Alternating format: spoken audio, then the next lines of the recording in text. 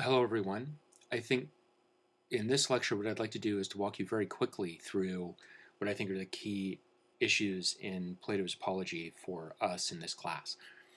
Plato and Socrates, as I discussed before, are at the very beginning of Western philosophy. But I think it's also important for us to recognize that there's a religious framework within which Socrates and Plato are pursuing their projects. And so the gods are part of the reality for Socrates and for Plato.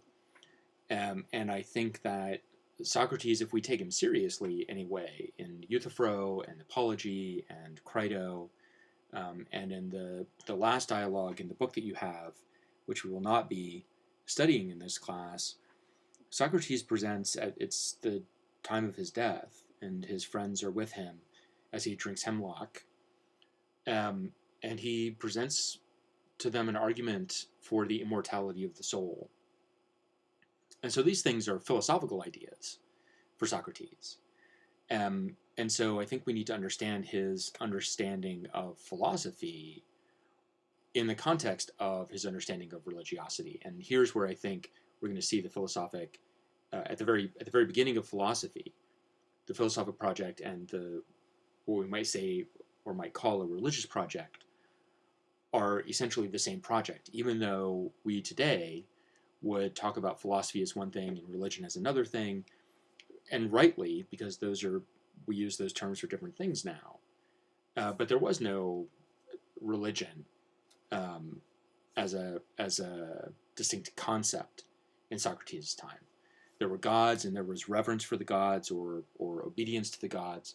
But there was no religion to deny or to debate about. There were just particular ideas about gods. And Socrates has ideas about those gods and ways of understanding his project in terms of the gods. And we see that come across in his understanding of his defense in the Apology. So here in the Apology, Socrates finally, he's had his conversation with Euthyphro about this, and now he's got his day in court. And he's being accused, as far as we can tell, and this is sort of the impression we get from this dialogue of Plato. But in the scholarship, there's some debate about this, but evidently he has denied the gods. He's made up gods, and you see him in his questioning of Miletus.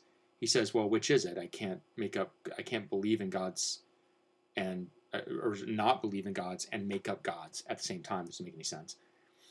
And of corrupting the youth. And this means, of course, really of getting them to question authority and the wisdom of the people making decisions and whether those decisions are the right ones or not.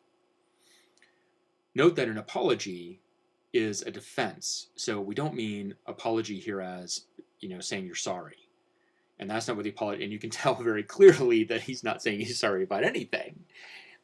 He refuses to do that. He instead owns what he's done and claims that it's been the right thing to do for a couple of really important reasons for us.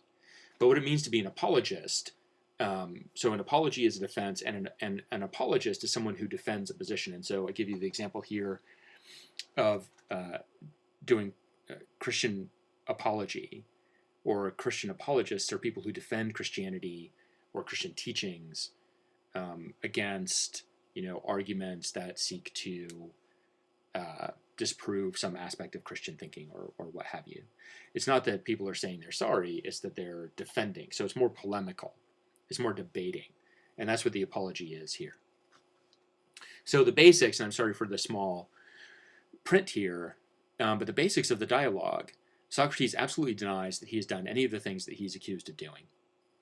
Plato, interestingly, and remember that this is Plato telling us what Socrates said. And so we have to remember that Plato himself is painting a portrait here of Socrates. And I'm sure that there's some sense in which this is really how Plato saw Socrates. But it's also important to remember that he's not a news reporter, he's not a journalist, he's not a modern biographer. That's not what he's after. He's it's more important for him for the readers to understand what it is that Socrates stood for, as Plato understands that. And so his job here is to paint a certain kind of portrait of Socrates that is true to Socrates himself. And so Plato, and who knows if Socrates actually said any of these things, but Plato certainly portrays Socrates as a classic hero, a classic Greek hero from drama and from epic. So just like the heroes of Sophocles or Aeschylus, the playwrights, and we read, of course, Oedipus and Antigone, and poets like Homer. At one point, Socrates compares himself to Achilles, the greatest warrior hero in the Greek tradition. And also the poet Hesiod, who wrote the poems that contain many of the sort of great stories of the origins of the world and the gods and how the gods came to be and the things that they do.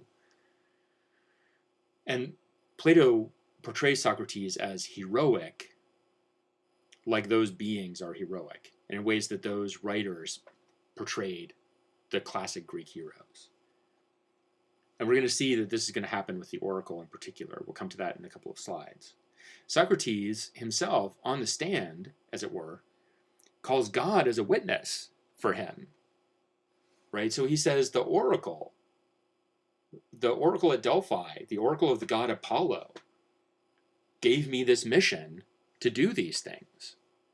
And so by implication, it's not possible he could be impious if he's doing the work of a god. Right? So he's refuting one of the charges in that way. He's saying, God actually gave me this job to do these things that you're saying are impious. And then he claims that contrary to corrupting the youth, he's the one who's actually teaching them, he's wary of calling himself a teacher, because in the classical world, what that means is to have ideas and to give them to other people. But what Socrates means about what he's doing is not that he has a set of teachings and he passes them on about the way the world is or whatever, but instead that he teaches people how to ask questions and think critically about what the answers are and whether or not they make any sense. And so you can see how modern philosophy and modern liberal education might understand itself as growing out of this sort of project of Socrates. That the idea is not to simply give the students information, although that can be important, but instead to teach people how to ask questions and to discern good answers from bad answers. And so Socrates says that's not corruption. That's teaching them how to be better people. That's cultivating their souls. It might not help them make money. And he even says this late towards the end of the Apology. He says, y'all are concerned about making money when you ought to be thinking about how to be better people. Instead of improving your bank accounts, improve your souls. And so Socrates says, I'm not corrupting anyone. I'm making better people. To the extent that I'm doing anything, I'm making better people. It's important to note, though, also that Socrates does break with some important traditions, and he does so on the grounds of justice and piety. And so he's going to say that I'm going to behave this way because it's the just way. I'm going to behave this way because it's the pious way. And that's what I do. I'm trying to be pious, and I'm trying to be just in everything that I do. And even towards the end of the dialogue, he refuses to bring in his wife and children to weep and wail as a way of reducing his sentence. And he says, I'm not going to do that. That's insulting. Your job is not to decide whether my having done these things would be bad for my family. Your job is to decide whether I've done them or not. And so it would be unjust of me to just make you feel bad for my family and so acquit me. So I'm not going to do that. In fact, he even says, I would be teaching you contempt for piety. I would be teaching you contempt for holiness if I did that thing that everybody else does. And you need to understand that that was the standard thing to do. And so he has to explain to them why it is that he's not doing it. At the very beginning of the dialogue, and it's mostly a monologue, right? It's mostly Socrates talking. But he says, I'm not going to use this highfalutin rhetoric. I'm going to speak plainly. Now you notice that he uses some complicated arguments, but he's not talking the way most people talk when they do these things. And then, of course, he proposes a non-penalty when he's convicted. He says, well, really my punishment should be, since I'm so good for you, my punishment should be that you keep me, right? You pay for my upkeep. That is not what normally someone in his position would do. And then, of course, finally, as you'll see next week when you read Crito together with the letter from Birmingham jail, you'll see that they're all set up for him to escape into exile. They've paid the bribes that they're supposed to pay. But Socrates refuses to do that too, just to stay alive. And again, you have to keep in mind that that would have been expected. It was very common. If you had the means, you might be convicted and sentenced to death, but then you pay a few people and you get on a boat and you go away and you live fine somewhere else. And Socrates won't do that. And clearly part of what he's doing is not letting the jury off the hook. So the jury can convict him, they can sentence him to death, and then they can go home and sleep fine because they're just thinking, well, he's going to do what everybody else does, and he's going to go live in Corinth or Sparta or something. And when he refuses to do that, he leaves it on them that they sentenced him to death. And so they're going to have to live with that the rest of their lives and figure out what it means for them. And in a lot of ways, that's what the Apology is as a text, is that it's the Athenians, after the death of Socrates, dealing with the fact that they just killed this man who was probably the best man in the city. So that's basically what's happening in the dialogue, as an overview. Socrates makes a point of emphasizing that he is not a sophist, and I mentioned this in the other lecture. He doesn't work for payment, which is what the sophists did. It was a livelihood. It was like, in some ways, being a philosophy tutor. It's how you made a living. And that's what the sophists did. But more importantly, the sophists were teachers of rhetoric and debate, right? This is what we mean by rhetoric in the classical world, is the ability to debate in court, in politics. And Socrates says, I'm not one of those, because I'm not about being good at debate. I'm about finding out what's right and what's wrong. And so I don't make a living like the sophists teaching debate tricks. I irritate people because it doesn't matter to me who wins. I want to know what the right answer is. And nobody has the right answer. And then, of course, when people are shown to not have answers they think they have, then they get really irritated with Socrates. But he says, that's not my fault. So central to Socrates' case and absolutely the heart of what we are interested in about this text is the role of the oracle. So one of Socrates' friends, and by the way, I should say at this point that you may really want to pause for a moment and get your text so that you can have it in front of you. And I'm going to give you the page references for the edition that I ordered, as well as the standard marginal notations. So here, for example, you see 44, that's page 44, and 21b. And you notice in the margins of the text, there are numbers and letters. And the numbers are sequential, and these refer to old editions of these texts in Greek. But you can look at 21b, and somewhere in that area between 21a and 21c, you'll find the text that I'm talking about. And so you'll have, in my references, you'll usually have both of those things, a page number and the marginal notation reference so that you can find the text. And this way you can have it in your text and you make notes in your own text about the stuff that we're talking about here. So Socrates' friend Chaerephon goes to the oracle and asks if there's anyone wiser than Socrates, and the oracle says, no, there's not. Now this baffles Socrates, at least that's what he tells us. He says, well, that doesn't make any sense. I don't know anything. But the oracle would not lie. That would not be right for him. It would not be just for the oracle. And remember, the oracle is the priestess who speaks the words of Apollo, the god Apollo, in response to questions. So you ask the oracle a question, and the oracle gives you an answer from Apollo. And so when in this dialogue, Socrates talks about the god or God, he means Apollo. He means the god of the oracle. So he says, well, the oracle wouldn't lie, and that wouldn't be right. It wouldn't be just. And here already we can see, and we hinted at this in the last lecture, that Socrates does have an idea about the gods that's a little bit different.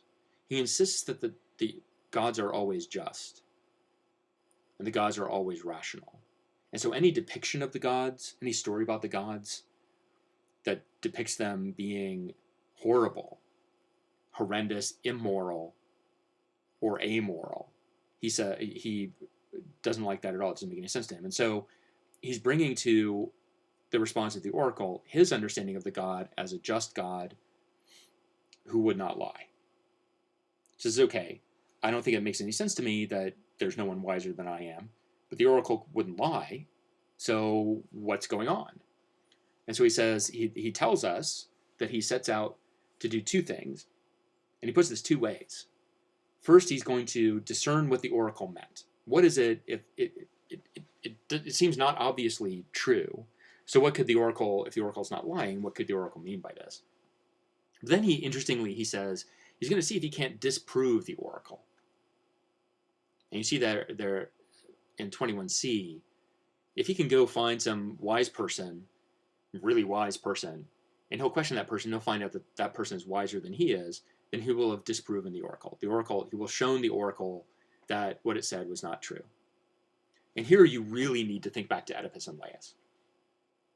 And this is another way that Plato portrays Socrates as a dramatic hero, and in some ways a tragic hero, right? Because the fulfillment of the oracle leads to his death. Just like the fulfillment of the oracle's pronouncement leads to the deaths of Oedipus, well, the death of Laius and Oedipus gouging out his eyes. And so this is the classic thing. The oracle says something, people try to disprove it, and in the process of trying to disprove it or to make it not true, to have something else happen, they in fact make what the oracle said happen. And so here's Socrates, and he's setting out to disprove the oracle, but in the process of disproving the oracle, we can see what he's going to do. He's going to, in fact, prove that the oracle spoke the truth. So off he goes. He's like, okay, I'm going to go examine some excerpts. And notice the way he talks about this. He says, I felt compelled to put the gods' business first. And he says, I pursued my investigation at the gods' command. And so his understanding of the oracle is that it was posing a puzzle to him, and his job was to try to understand what it was the oracle was saying to him. That was his job. And so then he describes it as a cycle of labors undertaken to establish the truth of the oracle once and for all. So then he understands it.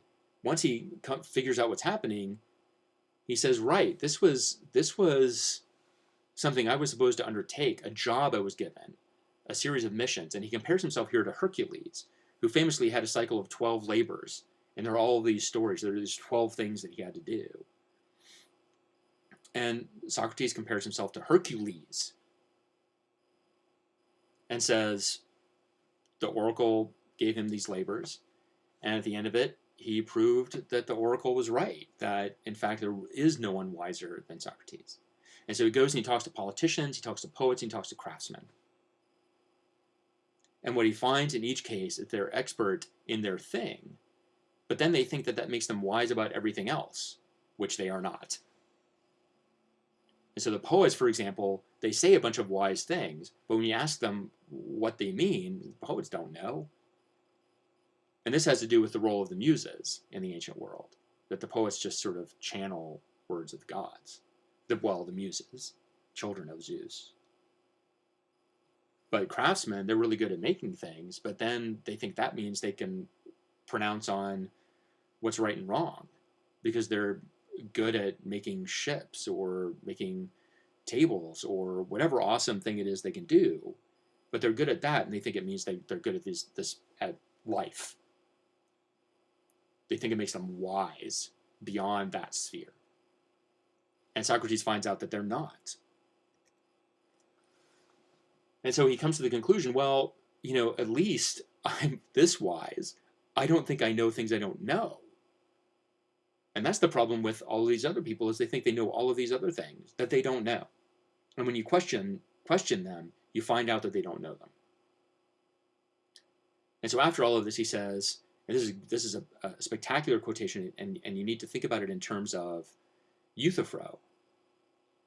And you need to keep it in mind when you read Crito, because he's going to do something very similar to this in Crito. He says, so I made myself a spokesman for the oracle. So instead of going back to the oracle, he's done the work that he understands the oracle to have asked him to do. And then he says, okay, I'll make myself a spokesman for the oracle.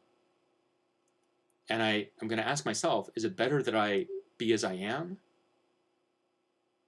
neither wise with the wisdom of poets and craftsmen, nor ignorant in the way that poets and craftsmen and politicians are ignorant?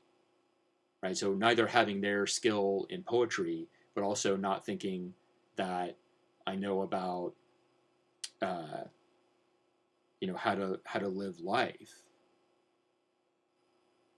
Is it better that I'm like I am, or both wise and ignorant in the ways that they are wise and ignorant?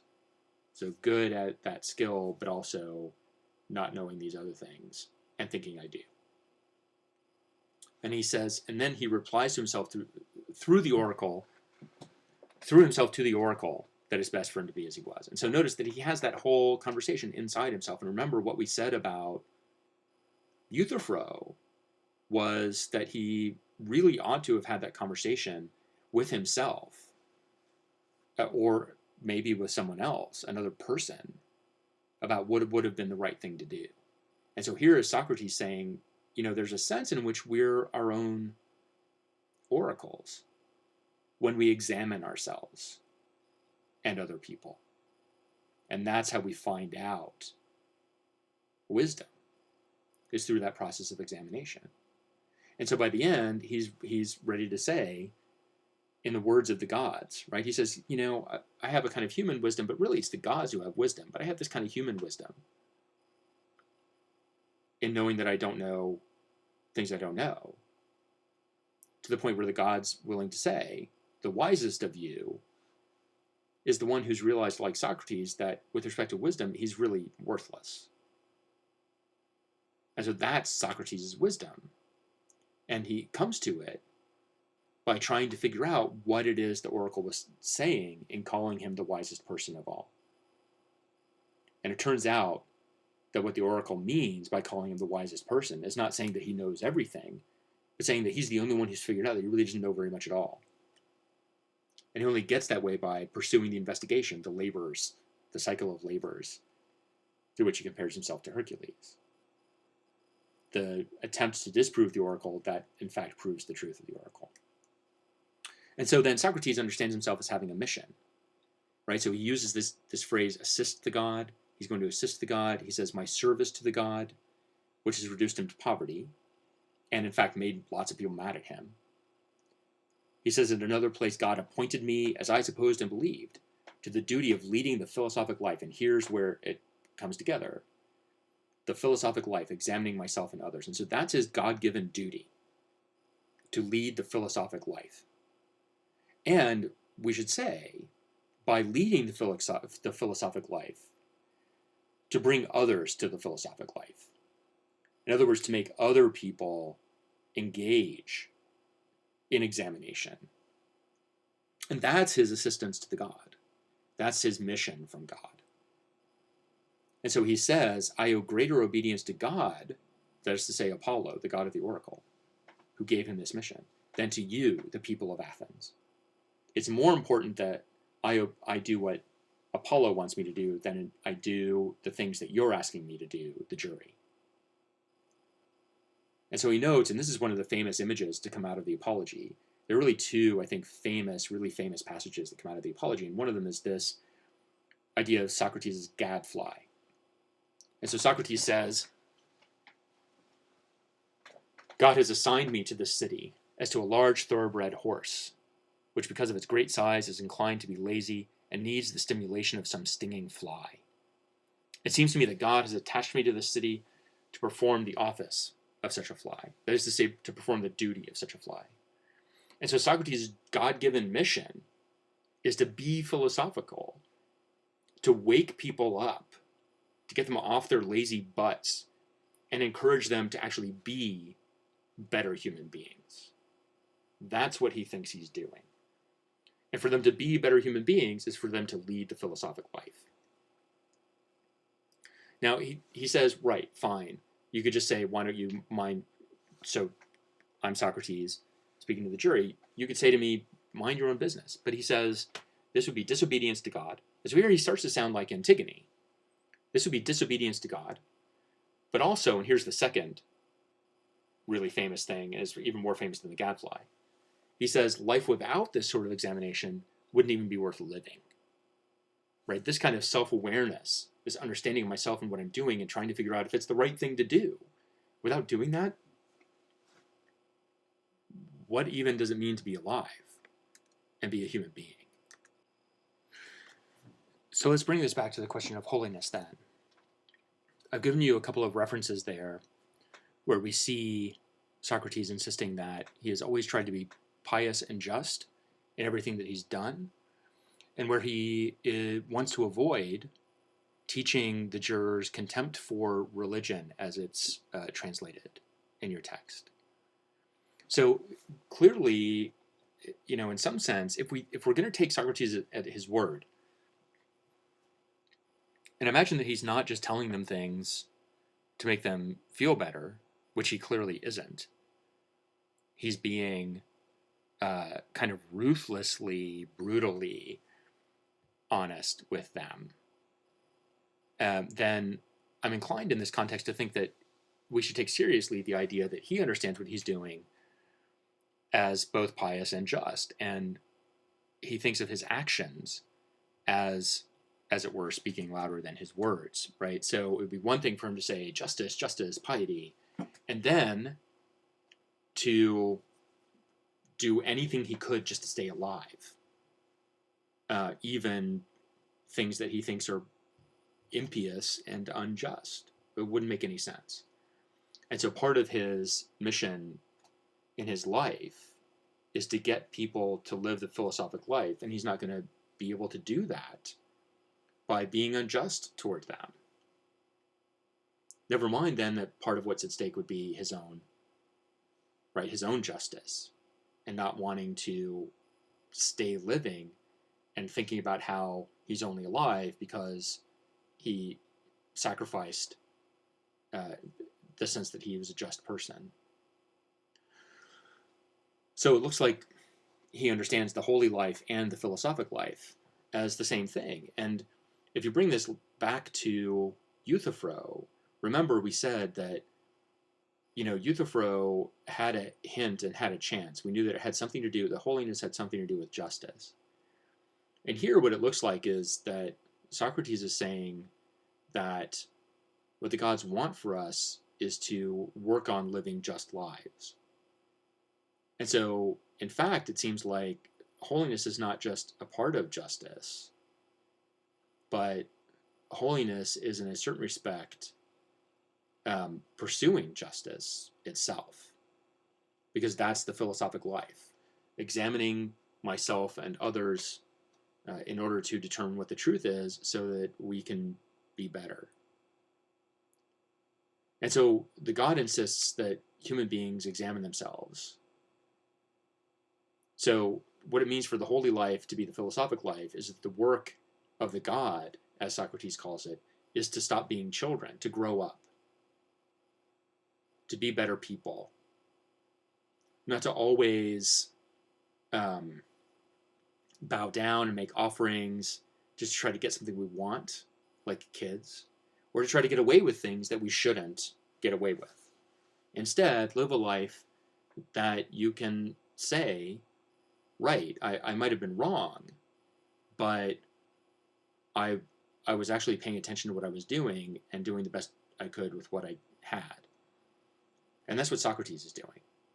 So in other words, we're supposed to take responsibility ourselves as human beings for making the world a just place, not always to run to the God and ask what we should do, but to take responsibility. And, if we go back to Euthyphro, in some ways, of course, this is what Euthyphro is doing, except he hadn't thought it through. he had not actually been philosophical about it. And similarly, if we think about Euthyphro's father, tries to punt basically on the life of the man who died. And he says, well, I was waiting for the God to tell me what to do. Take responsibility for that. Decide what to do. Think about it, right? Don't just act on intuition. Think about it. Reflect on it. And then do something and take responsibility for it. And so it's absolutely the case that I think from Socrates' point of view, Euthyphro's father was not being just. But it's also not clear that Euthyphro was being just in prosecuting his father. And so Euthyphro perhaps responds unjustly to unjust behavior and impiously to impious behavior on the part of his father. And for Socrates, that's no good. It's no good to be impious in response to impiety. If you're just all the time. And someone being unjust to you does not make an unjust action just. Right? And so if someone lies to you, then it doesn't become right to lie to them. This is what Socrates would say. It's not a question of two wrongs making a right or something like that. He's just saying there is no justification for unjust actions. What it means for them to be unjust is there's no justification for them. That's what it means. And so no justification will work for an unjust action. Nevertheless, here's Euthyphro, probably in Socrates' eyes being unjust with his father. And his excuse for it is that his father was unjust. And Socrates thinks that doesn't make any sense at all. And we're going to see that come together in the Crito, because he's going to say, it's going to be very clear that Socrates believes, and surely Plato believes, that the jury has been unjust to Socrates. But Socrates will not respond unjustly to that injustice. He's going to stay just to the end, because that's the way he wants to live his life. It's not a question of how he wants, well, in some ways it might be a question of how he wants to die, but he wants to be sure to live his life justly and not any other way. And so here, actually, that sort of leads into this final question, that he proposes free maintenance by the city as his punishment, which is clearly just provocation. He's just poking them. And so at a certain point, you're reading this, and he's so aggressive with them. And then he does this thing with the penalty, and you wonder, does he want to die? And, we have another apology by a guy named Xenophon, another account of this trial, or Socrates' speech. And we get the impression from Xenophon that, Socrates thinks he's old and it's time to die. Here, I don't think it's a matter of his wanting to die. I think it's a matter of his not being so concerned to stay alive. And notice in the dialogue that he's very concerned to argue that being afraid of death is not a reason to act unjustly.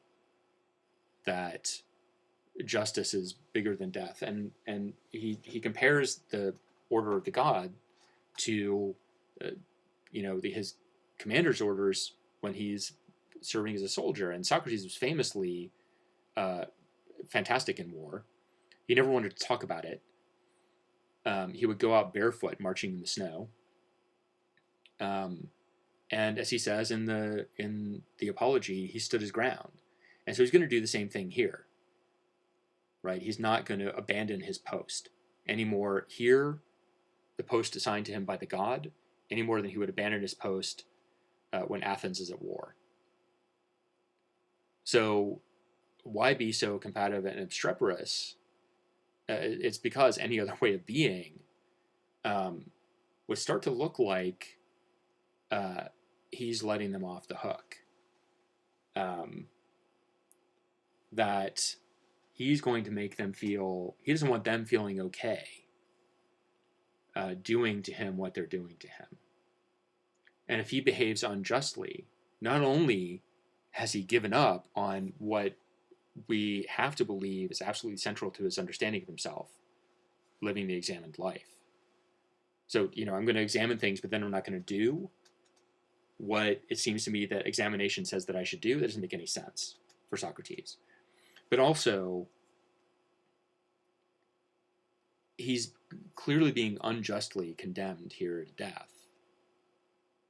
And if he behaves unjustly in response to that, then his jurors can say, right, we were right about Socrates. And then what will they have learned, right? He lives his whole life trying to teach people to be philosophical. And then at the very end of it, he lets them off the hook. It wouldn't make any sense for Socrates. And so here I think, he says at the very end of the dialogue,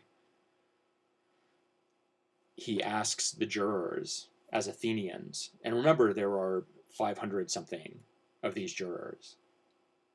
He says, treat my sons as I have, he's got 2 boys, treat my sons as I've treated you, and they and I will both have had justice from you. That is to say, when they get too big for their britches, cut them down, because that's the right thing to do. And so I don't want you, fawning over my boys. I want you to keep them in line. I want you to insist that they also be philosophical. But I also think it's important to recognize that there's a sense in which the jurors are his children here too.